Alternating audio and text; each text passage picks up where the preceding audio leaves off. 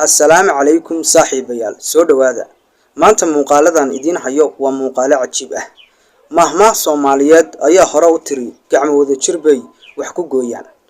وجهرين هديات كل عصبتها هاي فيسبوك بيج كينن وردي علي أوفيشال نقول صبير وفلو ذا صار مقال كنا لايك تصار أصحاب هذا أنا أسي شاركة مهد سند مهما صوماليات أي هراء تري كعمو ذا شربي وحكو جويان muuqaalkan waxa ka muuqda koox daanyeero ah oo iskugu tagay shabeelka ayaa markii hore damcay inuu daanyeer cuno markuu isla daanyeerkii cun ee uu ku soo booday waxa ka soo gaaray oo daanyeerkii badbaadiyay koox daanyeero ah haddii kooxda daanyeerada ah aanay ka soo gaari lahayn daanyeerka waa la cuni lahaa marka daanyeerkii markuu shabeelku ku soo booday kooxdii daanyeerada ahaa ayaa ka soo gaaray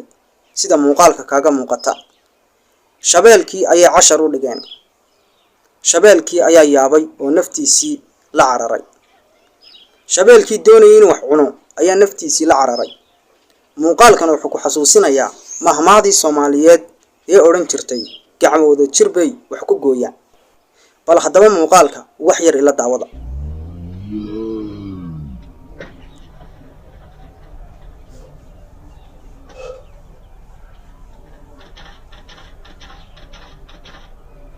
saaxiibayaal sida muuqaalka idinkaga muuqatay shabeelkii doonayay inuu wax cuno 10 ayaa loo dhigay saaxiibayaal muuqaalka ku xiga aynu isla daawana halkan waxa idinkaga muuqdaa diib soo galay guri haddaba diibkaas wuxuu soo galay guriga idin muuqda ragga dhalinyarada ah ee guriga dushiisa saaran waxay doonayaan inay diibka ka saaraan guriga balse maxaa ku dhacay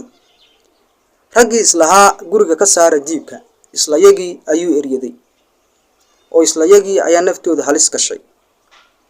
muuqaalkan waa muuqaal cajiib ah bal wax yar ila daawada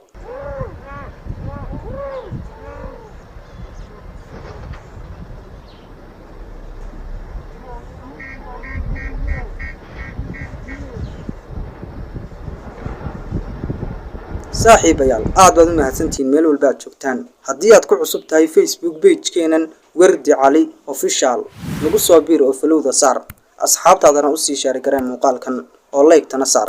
aad baad u mahadsantihiin waa anigoo ah Maxamed Wardi Cali oo idin leh waa inoo muuqaalka xiga insha Allah.